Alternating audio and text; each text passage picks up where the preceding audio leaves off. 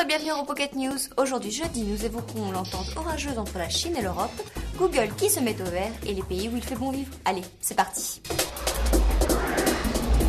On parle souvent de la Chine, soit parce qu'on a une envie subie de y cantonner ou de visiter Shanghai. La culture chinoise fait partie de nous. Mais cette semaine, on se doit de mentionner les politiques chinoises et les relations qu'entretient ce pays avec l'Europe. Comme tu le sais sûrement, le sommet Chine-Union européenne, qui se réunit chaque année depuis 10 ans, a eu lieu hier, ce qui a permis à José Manuel Barroso, président de la Commission européenne, d'évoquer des thèmes litigieux comme le commerce, l'investissement, les changements climatiques, l'énergie, l'aide à l'Afrique et les droits de l'homme. La Chine et l'Europe doivent travailler dans la même direction, celle d'un monde plus sûr, plus stable et plus paisible. Mais les tensions qui se sont accumulées ces dernières années ont fait place à un climat de méfiance. Ce sommet a donc peut-être placé la barre un peu trop haut.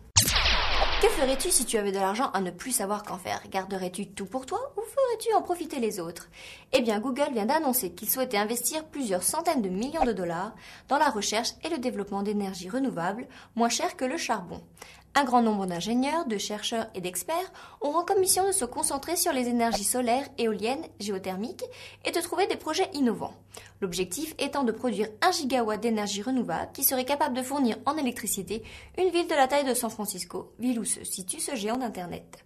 Confiant, Larry Page, cofondateur de Google, précise que cela se fera dans quelques années et non pas dans quelques décennies. Espérons que les résultats seront à la hauteur de sa motivation. Quand laisserons-nous les homosexuels vivre en paix? 6 personnes sont vues arrêtées à cause d'une vidéo diffusée sur YouTube. Que pouvait bien montrer cette vidéo? Un enlèvement? Un meurtre? Non, un mariage. 2 hommes, 2 Marocains qui se juraient amour et fidélité. Mais au Maroc, non seulement le mariage homosexuel n'a pas de valeur légale, mais en plus l'homosexualité est carrément illégale. La peine encourue pouvant aller de 6 mois à 3 ans de prison. Le plus souvent, les autorités font la sourde oreille, mais cette fois-ci, le kaftan, une djellaba traditionnelle d'une mariée marocaine que portait l'un des mariés, a soulevé un raz-de-marée, dû à son soi-disant caractère irrévérencieux vis-à-vis de la religion islamique. Ces 6 personnes se sont retrouvées inculpées et accusées de conduite amorale, comme le qualifie Rachid Nini, un journaliste de grande notoriété au Maroc. Et l'homophobie dans tout ça, quand la condamnerons-nous ? Mon premier a une population de 313 000 habitants et est situé en Europe du Nord. Mon deuxième est connu pour ses fjords magnifiques et ses volcans actifs. Mon troisième a été rendu célèbre par Björk. Et mon tout vient d'être élu meilleur endroit au monde où vivre. Et oui, c'est bien l'Islande, ce pays où il fait si frisqué. Le rapport annuel des Nations Unies est tombé et l'Islande se trouve être le pays le plus développé et le plus prospère dans le monde grâce à ses services, ses finances et son industrie de la pêche. La Norvège, le Canada et l'Australie le suivent de très près, tandis que le Portugal, Chypre et la Slovénie se retrouvent en fin de peloton. Mais bon, avec tout le respect que je dois à l'ONU et à l'Islande, frileuse comme je suis, il est hors de question que je parte m'installer là-bas. Par contre, en Australie, je ne dirais pas non. Et si on reprenait le troc? Pas la pointe, plus de monnaie, prenez un bonbon, des Kleenex, du sucre. Ça peut faire sourire certains, mais le troc, cette coutume datant de Mathusalem, semble de nouveau d'actualité. Du moins en Roumanie, où les caisses des magasins contiennent plus de chewing-gum que de menu monnaie. Pourquoi? Une pénurie de pièces? Eh bien non.